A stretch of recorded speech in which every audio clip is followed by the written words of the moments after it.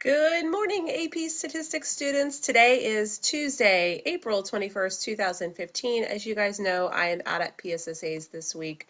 A lot of you guys work asynchronously anyway, but my core group that's always coming to live sessions, you guys are going to be working purely asynchronously this week as well. Okay, so quick look at our week, and I'm going to tell you right now that I know that the announcements are a little bit off from what this says, and I'm going to be fixing that tonight or tomorrow morning. I'll be fixing that as soon as possible. But this list of assignments is what you really want to go off of. So today, I really wanted you guys to do 10.3 study if you had not already completed it. And also, I'll say this, if you haven't watched 10.3 study as of right now, I would stop this recording and go watch all of 10.3 study before you watch this, okay? Watch 10.3 study and then come back to this recording. Also today, I'd like for you to do 10.3 practice 1 and 10.3 quiz. Tomorrow, you're going to work on 10.3 practice 2 and 10.3 practice 3. Thursday, you're going to do your 10.4 diagnostic. That's that long multiple choice assessment, and it's optional extra credit. If you can get a score of 60% or higher, I will give you extra credit points for Unit 10. And then Friday, I'd like for you guys to complete the 10.4 test.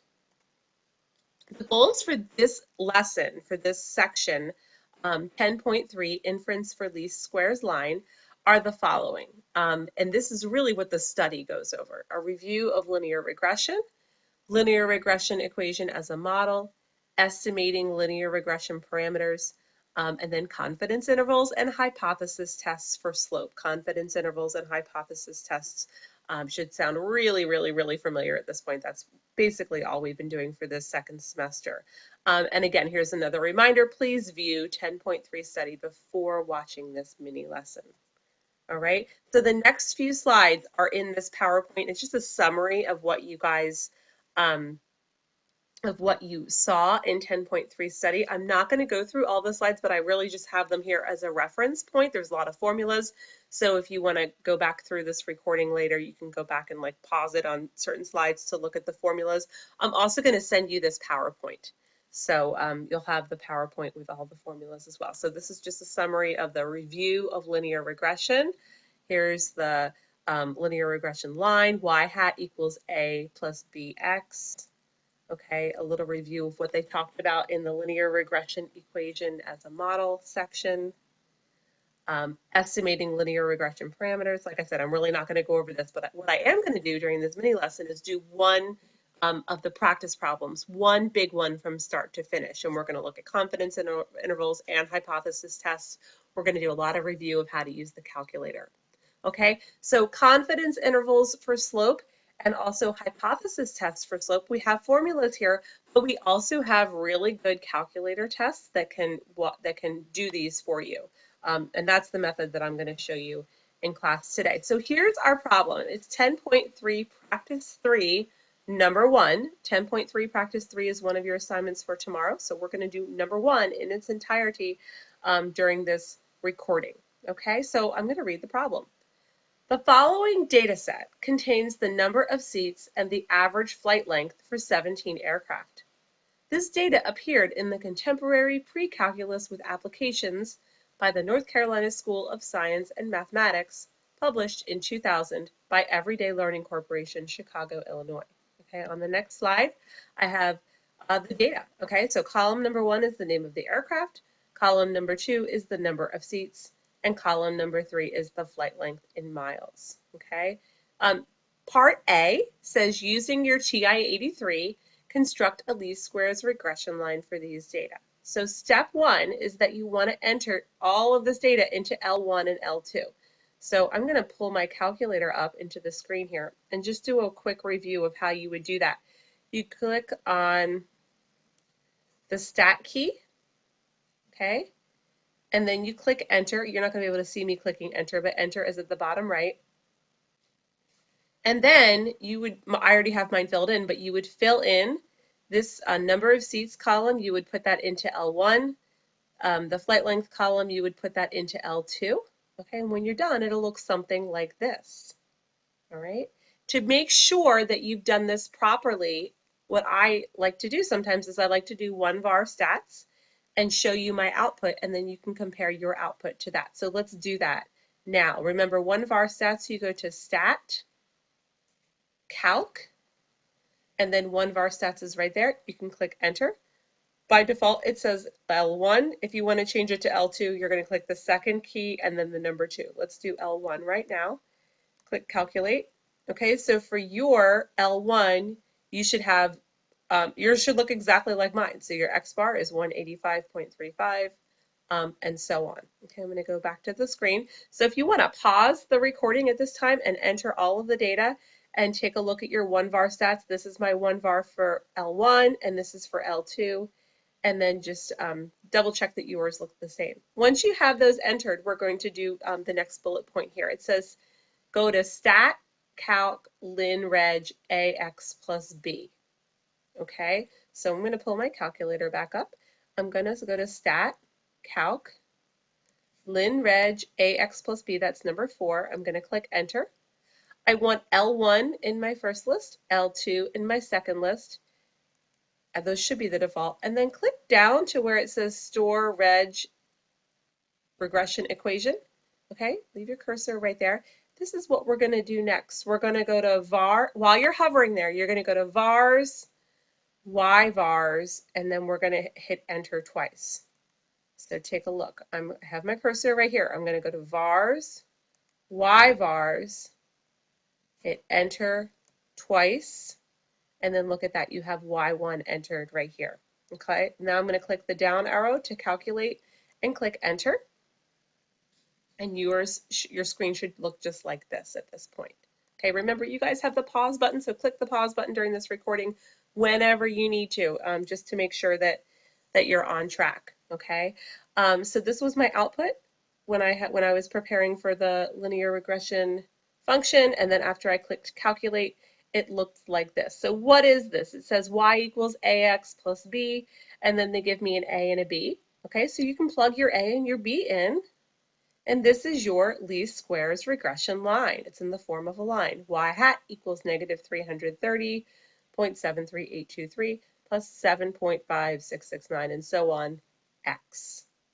Okay, so all of this work was in answering part A. We wanted to construct a least squares regression line. This is the equation for our line.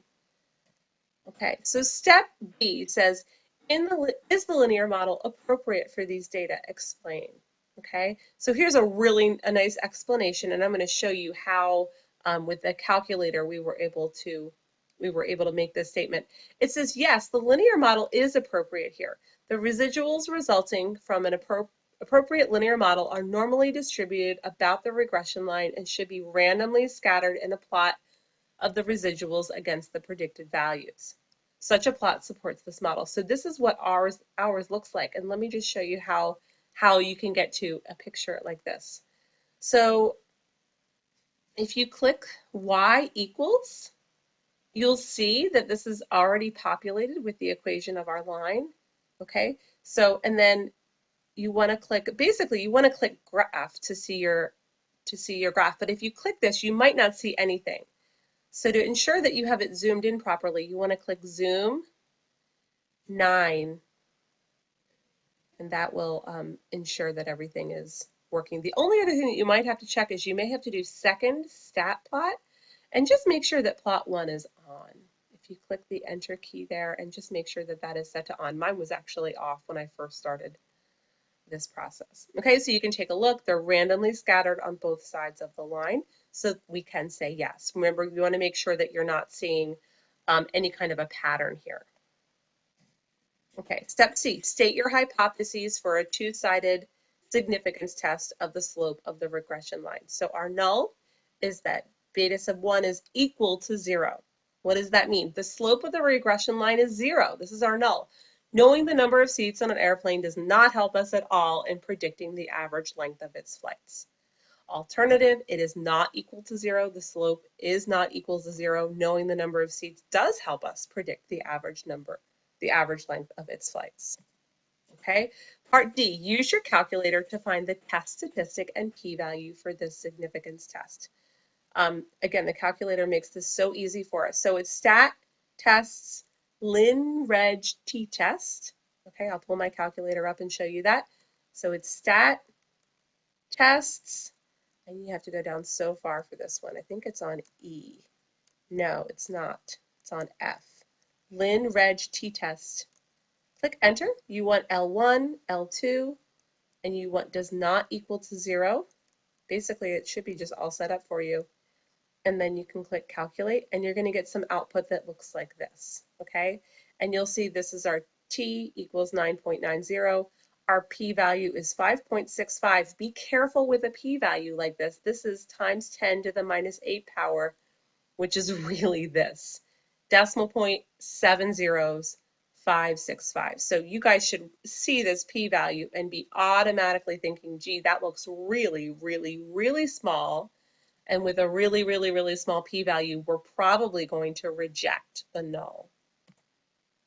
Okay, so and here we go. Step E, draw a conclusion based on your p-value for the significance test. So because p is very small, we do have enough evidence to reject the null hypothesis and conclude that knowing the number of seats in an airplane is helpful in predicting its average flight length. Okay, so the seats are helping us predict. We are rejecting the null because p is very, very close to 0. Step F, calculate the standard error of the slope of the regression line. Okay, we're going to use a formula for this. Okay, this is the formula, t equals b sub 1 over the standard error. And we're going to have to solve for standard error. There is no quick way to do this. You really have to use the formula. Okay, so what does t equal? Well, we got our t from our linear regression t-test that we did just maybe 2 screens ago. So our t is 9.9067. And our b is our b from our linear regression line. That was one of the very first things we did.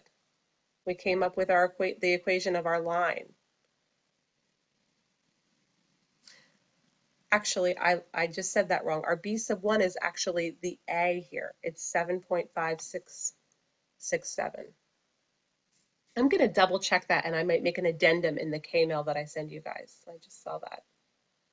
I may have picked the wrong linear regression function on the calculator. So there's another one where these are flip-flopped. Okay, so I'll double check that, and I will, like I said, put a little note in the K-mail. This is how you find your standard error. Okay, step G, we're going to do a confidence interval, a 99% confidence interval. We can use the calculator. We're going to do stat, tests, scroll all the way down, linear regression t interval. Click enter. You want to have L1 and L2 and 0.99. Really, the calculator does all the work for you for these, for the confidence intervals and the hypothesis tests. There's your confidence interval, 5.32 up to 9.82. Okay, and then this is our final step, step H. Interpret the confidence interval, 5.32, 9.82, for the slope of the regression line. So you want to make a statement, something like this. We are 99% confident that the slope of the regression line is between 5.32 and 9.82. That is, remember, this is the slope that is between those 2 points. For every additional seat on an airplane, we're 99% confident that the average flight length varies by between 5.32 and 9.82 miles. Okay, so what's next? I just did one problem for you guys from start to finish from this section. I want you to basically finish up 10.3 by Thursday, and then Thursday I'm going to give you a review of Unit 10. So 10.3 Practice 1, 10.3 Quiz, 10.3 Practice 2, and 10.3 Practice 3. Okay, I was trying to get this under 15 minutes, and I think I just barely accomplished that. If you guys have any questions, please feel free to K-mail me. I'm checking K-mail every evening. I hope you're having a great week, and I'll see you soon. Thanks so much. Bye.